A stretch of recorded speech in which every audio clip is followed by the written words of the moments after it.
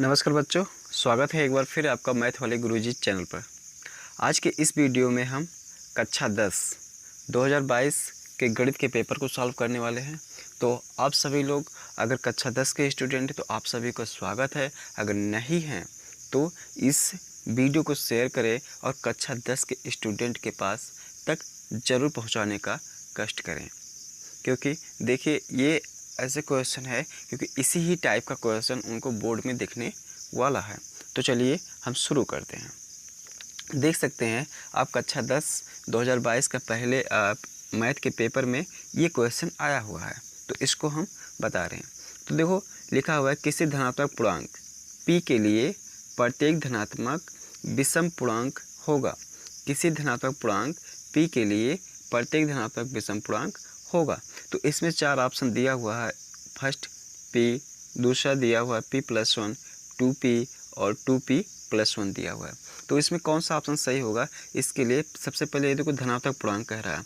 तो धनात्मक पूर्णांक क्या होंगे, p बराबर 1, 2, 3, 4, ये सभी धनात्मक पूर्णांक है, ठीक है।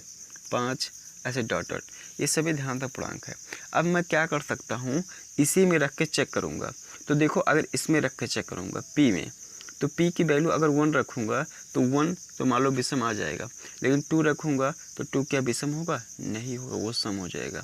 इसमें देखो इसमें p की वैल्यू 1 रखता हूँ तो 1 और 1 कितना हो जाएगा, 2 हो जाएगा, जिसके अनुसार से ये 2 हो जाएगा और जो 2 क्या होगा, सम संख्या हो जाएगा। इसमें देखो p की वैल्यू 1 रखता हूँ तो 2 गुणे 1 हो जाएगा, इसलिए कितना हो जाएगा, 2 हो जाएगा, जो कि एक सम संख्या होगा। लेकिन इसमें अगर मैं रखता हूँ, इसमें देखो हर एक मान के लिए सत्य होना चाहिए। तो देखो 2, इसमें 1 रखता हूँ तो ऐसे हो जाएगा 1 और +1। तो इस तरीके से जब जोड़ेंगे तो 2 + 1 बराबर कितना हो जाएगा, 3 हो जाएगा। फिर इसी में रखो 2 रखो तो 2, p की जगह पे 2 रख रहा हूँ तो इस तरीके से, तो 2 दूना 4 +1 तो कितना हो जाएगा, 5। तो ये देखो विषम संख्या हमेशा हमें मिल रही है। इस प्रकार से जो हमारा ऑप्शन सही हो जाएगा वो ऑप्शन ये वाला सही हो जाएगा।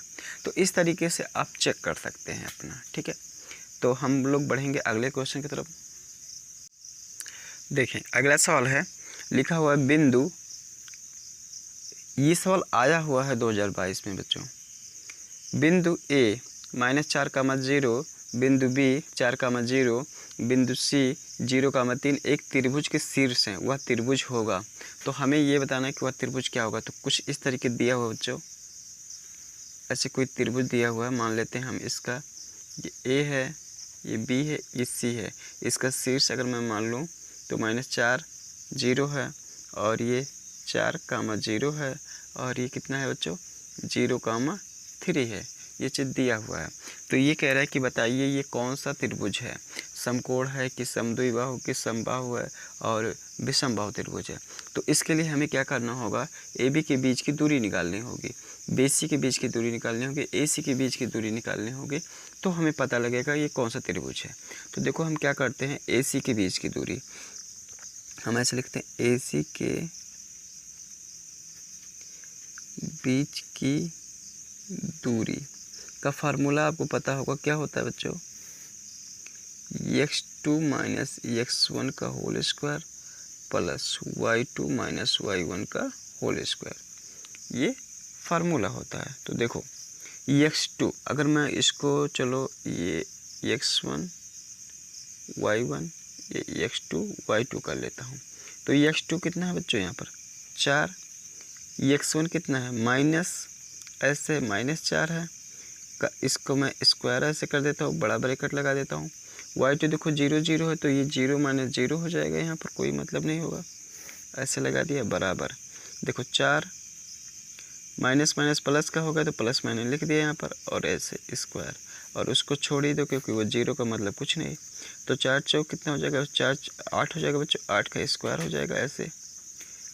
तो ये कितना हो जाएगा बच्चों, देखो अब इसको 64 हो जाएगा अगर मैं ऐसा करना चाहूँ, देखो ठीक है। तो देखो आप लोग को दिख नहीं रहा था, यहाँ 64 हो गया। इस तरीके से 4 4 का 8 हो जाएगा और 8 का स्क्वायर होगा, इसका 64 होगा, और 64 का वर्गमूल होता है 8 बच्चों। इसलिए AC कितना आ गया, AC आ गया 8, ठीक है। तो AC का जो यहाँ पर दूरी आ गया वो कितना आ गया, 8। उसके बाद फिर हम लोग निकाल लेते हैं BC। उसके बाद BC की दूरी निकाल लेते हैं, तो BC लिखेंगे, BC के बीच की दूरी, बीच की दूरी बराबर हो जाएगा, क्या हो जाएगा बच्चों, वही फार्मूला x2 माइनस x1 का whole square plus y2 minus y1 का होल स्क्वायर। ठीक है, तो x2 देखो, अगर मैं BC की बात कर रहा हूँ तो x1 ये हो जाएगा, y1 ये हो जाएगा, x2 ये हो जाएगा, y2 ये हो जाएगा, तो 0 माइनस 4 का स्क्वायर प्लस 3 माइनस 0 का स्क्वायर हो जाएगा, इस तरीके से बराबर हो जाएगा -4 का स्क्वायर और प्लस हो जाएगा 3 का स्क्वायर। इस तरीके से जब हम लोग और भी आगे बढ़ेंगे तो ये देखो हो जाएगा 16 माइनस 4 का स्क्वायर 16 और प्लस ये 9 हो जाएगा। तो इस तरीके से यहाँ पर हो जाएगा बच्चों 25 और 25 का वर्गमूल होता है 5, तो ये 5 आ गया, ये कितना आ गया 5 आ गया। ठीक है, अब देखो इस तरीके से हम लोग निकाल लेंगे AC के बीच की दूरी, तो AC, तो A यहाँ पर हमको दिया हुआ है -4, 0 और C दिया हुआ 0, 3 के बीच की दूरी। ये फार्मूला हम लोग वही लगा लेंगे, तो फार्मूला वही लगेगा x2 माइनस x1 का whole square plus y2 minus y1 का होल स्क्वायर। तो देखिए क्या हो जाएगा, x2 x1 y1 x2 y2, तो 0 माइनस 4 का स्क्वायर हो जाएगा बच्चों। ये देखो -0 माइनस यहाँ पे तो ये प्लस हो जाएगा। ठीक है, और प्लस y2 माइनस 3 माइनस 0 का स्क्वायर हो जाएगा और ये रूट में तो रहेगा ही रहेगा। तो देखो ये 4 का स्क्वायर यहाँ पर हो जाएगा और प्लस कितना हो जाएगा 3 का स्क्वायर ऐसे, तो 4 का स्क्वायर कितना हो जाएगा 16 और ये 3 का स्क्वायर हो जाएगा 9, तो इस तरीके से कितना हो जाएगा बच्चों 25 और 25 का वर्गमूल होता है 5। तो इस तरीके से हमको AC भी मिल गया, 5 मिल गया, AC भी 5 मिल गया। और आपको पता है कि ऐसा त्रिभुज जिसकी 2 भुजाएं बराबर होती हैं तो उसे हम लोग समद्विबाहु त्रिभुज कहते हैं। उसे हम कैसा त्रिभुज कहते हैं, समद्विबाहु त्रिभुज कहते हैं। इसलिए इसका सेकंड वाला ऑप्शन सही हो जाएगा।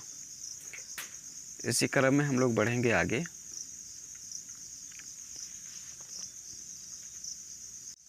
चलिए देखेंगे, यहाँ पर देखो गा वाला क्वेश्चन दिया हुआ है, लिखा हुआ 2 समरूप त्रिभुजों के क्षेत्रफल क्रमशः 20 सेंटीमीटर स्क्वायर और 45 सेंटीमीटर स्क्वायर है, उनकी ऊंचाइयों का अनुपात क्या होगा, ये हमको बताना है। तो देखो मैं क्या कर लेता हूँ बच्चों, मान लो 2 समरूप त्रिभुज हैं। ठीक है, 2 समरूप त्रिभुज हैं तो जिनका क्या दिया हुआ, क्षेत्रफल दिया हुआ है। तो क्षेत्रफल यहाँ इसमें दिया हुआ क्रमशः और कह रहा है कि उनके ऊंचाइयों का अनुपात क्या होगा, तो ऊंचाइयों का अनुपात पूछ रहा है यहाँ पर। ठीक है, तो यहाँ पर देख लेते हैं बच्चों, त्रिभुज का क्षेत्रफल यहाँ पर दिया हुआ है, तो दिया है जो चीज़ उसको लिख लेते हैं, दिया है पहले त्रिभुज का क्षेत्रफल। ठीक है, त्रिभुज का क्षेत्रफल बराबर कितना दिया हो, 20 सेंटीमीटर स्क्वायर। ठीक है, दूसरे त्रिभुज का यहाँ पर मैं यहाँ पर पहले कर लेता हूँ, और ये दूसरे त्रिभुज का क्षेत्रफल दिया हुआ है, तो कितना दिया हुआ है 45। ठीक है, सेंटीमीटर स्क्वायर। तो हम यहीं पर लिख देंगे माना त्रिभुज की ऊंचाई क्रमशः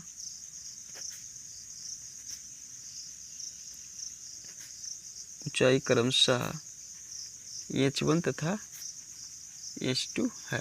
ठीक है, तो इस प्रकार से क्या हो जाएगा बच्चों, यहाँ पर देखो पहले त्रिभुज का एरिया ऑफ फर्स्ट त्रिभुज और एरिया ऑफ सेकंड त्रिभुज हो जाएगा। ठीक है, और इस तरीके से इसका क्या हो जाएगा, एरिया कट जाएगा यहाँ पर सब कुछ, खाली इसमें क्या बचेगा, एरिया देखो दिया हुआ है। ठीक है, एरिया दिया हुआ है, और इसका ये जो बच जाएगा यहाँ पर, अगर मैं यहाँ पर लिखूँ तो 20 बटे कितना 45 हो जाएगा।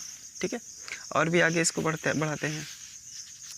तो ये देखो यहाँ पर क्या बचेगा, EH1 अपान EH2 बराबर क्या बचेगा 20 बटे 45, और ये स्क्वायर में बचेगा बच्चों, ये स्क्वायर में बचेगा।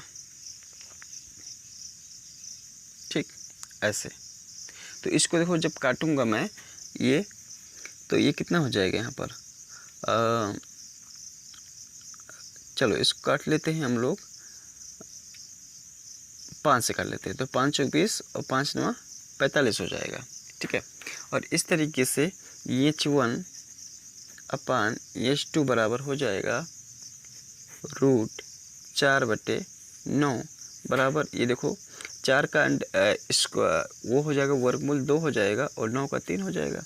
तो EH1 अपान EH2 का जो अनुपात आ जाएगा वो 2:3 आ जाएगा, जो कि ऑप्शन यहाँ पर तीसरा वाला ऑप्शन सही है। अगला क्वेश्चन देखेंगे घा वाला। देखो दिया है यहाँ पर tan थीटा बराबर 2AB अपान A² माइनस B²। तो cos थीटा का मान क्या होगा, तो हमको पता है यहाँ पर बच्चों, ऐसे इसको त्रिभुज एक बना लेते हैं हम लोग। और tan थीटा बराबर क्या होता है, लंब बटे आधार होता है। tan थीटा बराबर लंब बटे आधार, तो इसको लंब मान लेते हैं, ये लंब है, तो ये 2AB हो जाएगा, और आधार क्या हो जाएगा A² माइनस B² हो जाएगा। ठीक है, अब देखो हम लोग यहाँ पर निकाल लेते हैं, ये कर्ण निकाल लेते हैं, ये कर्ण होता है। तो पाइथागोरस प्रमेय से हम यहाँ पर लिख लेंगे AC का स्क्वायर बराबर AB का स्क्वायर और प्लस BC का स्क्वायर कर लेंगे। तो AB क्या है 2AB का square plus BC A² minus B² का होल स्क्वायर हो जाएगा, इस तरीके से।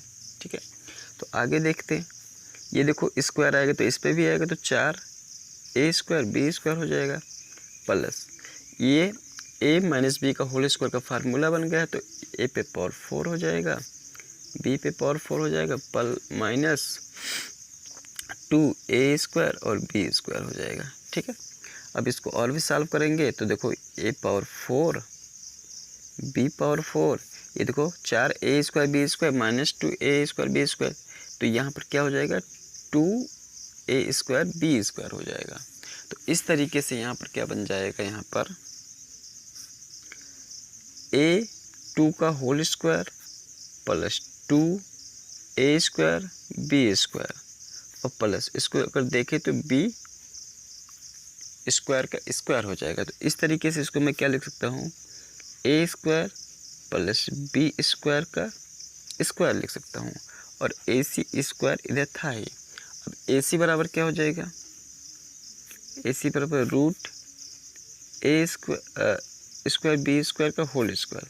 तो जब इसका वर्गमूल निकालेंगे तो A² और प्लस B² इसका वर्गमूल निकल के आएगा, अर्थात AC जो मिला हमको कितना मिल गया, ये मिल गया A² प्लस B² मिल गया। ठीक है, अब देखो हमको पूछ क्या रहा था cos थीटा, तो cos थीटा क्या हो जाएगा, cos थीटा का क्या होता है, आधार बटे कर्ण होता है, आधार बटे कर्ण।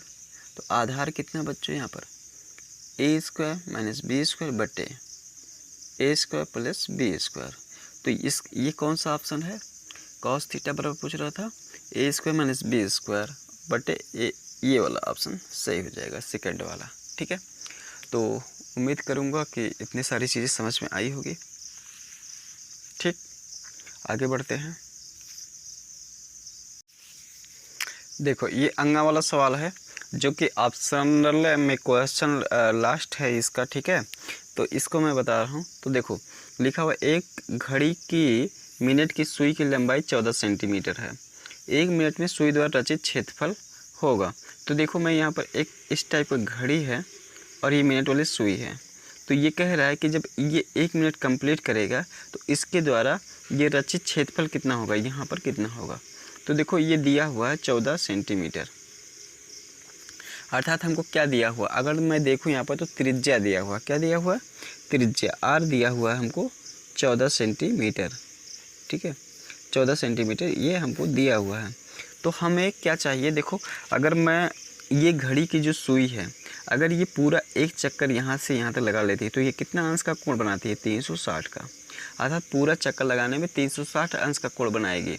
अर्थात 60 मिनट ये कंप्लीट करने पर 360 अंश का कोण बनाएगी, इसलिए 1 मिनट कंप्लीट करने पर ये कितना अंश का कोण बनाएगी, हम लिखेंगे 60 मिनट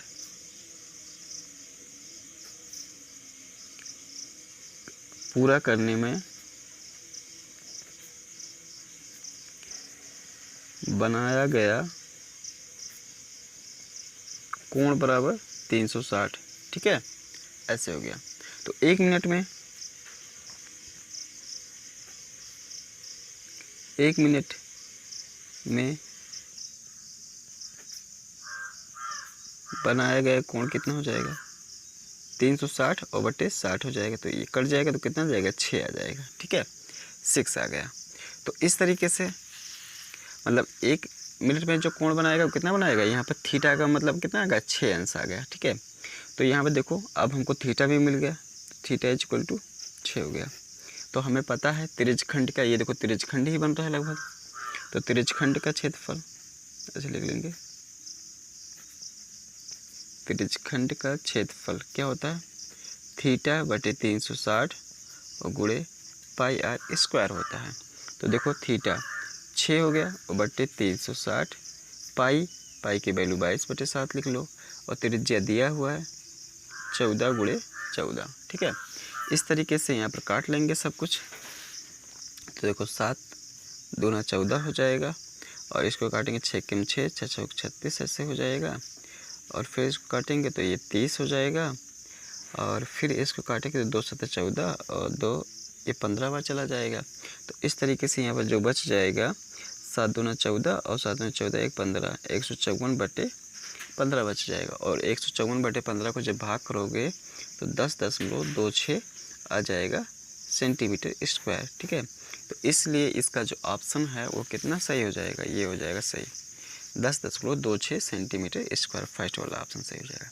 तो इस तरीके से आज हमने ऑप्शन वाले क्वेश्चन सॉल्व कराए, ठीक है। यदि आपको वीडियो को अच्छा लगा हो तो वीडियो को लाइक ज़रूर करें और लोगों के पास शेयर ज़रूर करें।